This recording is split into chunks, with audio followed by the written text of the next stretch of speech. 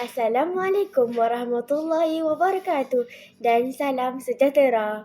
Saya Nurzara Naziha binti Muhammad Khairul, berumur 11 tahun, belajar di Tahun 5 Rus, Sekolah Kebangsaan Sultan Idris II, Kuala Kangsar. Kod sekolah saya ialah ABA 4011. Pada waktu lapang, saya gemar membaca buku seperti novel, komik dan cerpen. Kebanyakan buku pilihan saya ialah tentang pengembaraan, kisah percintaan dan kisah-kisah yang lucu.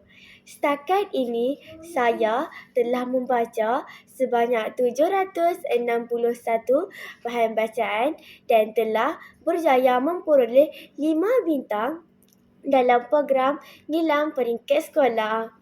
Cita-cita saya ialah ingin menjadi seorang doktor suatu hari nanti.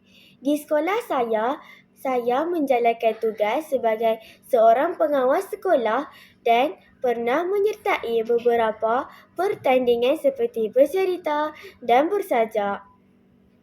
Pada hari ini, izinkan saya berkongsi dengan para pendengar sekalian tentang sebuah buku yang sangat menarik iaitu Cikgu Kampung.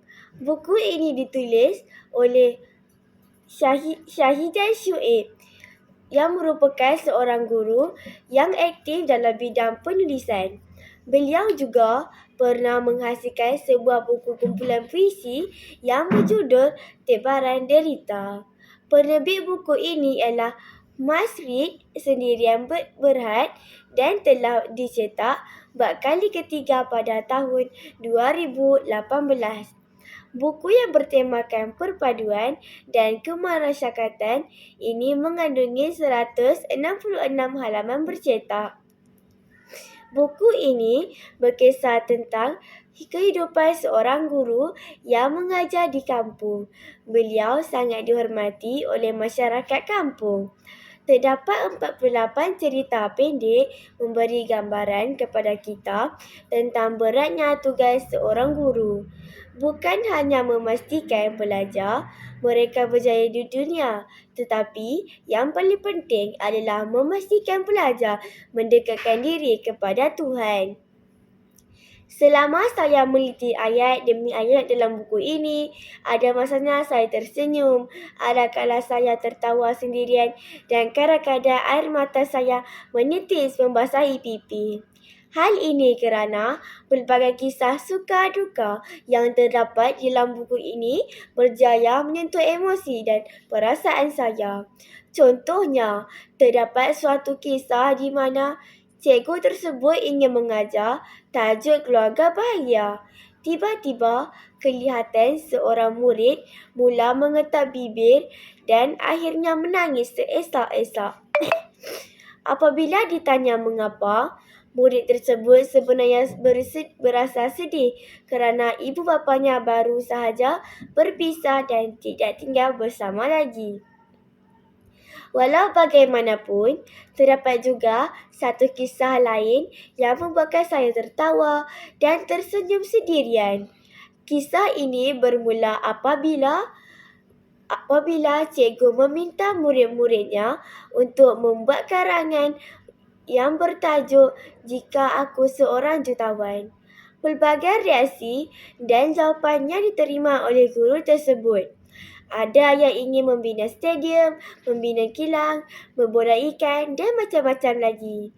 Namun, tidak kurang juga ada yang menunjukkan kematangan walaupun di usia yang muda kerana ingin berbakti kepada agama dan ibu bapa.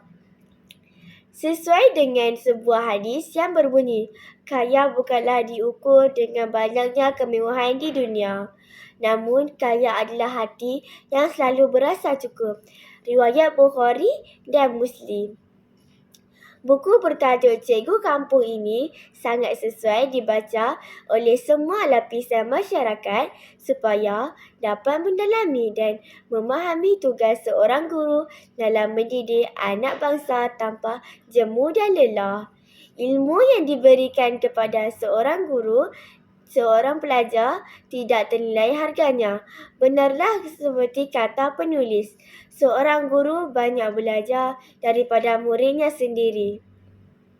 Pengajaran yang saya peroleh daripada novel ini ialah kita hendaklah bersabar dan bersedia untuk berbakti kepada masyarakat dan negara kita yang tercinta walau apapun cabaran yang terpaksa kita tempuhi. Sebelum saya mengakhiri, ingin saya memetik kata-kata Socrates. Kehidupan yang tidak diuji tidak layak untuk dijalani. Sekian, terima kasih.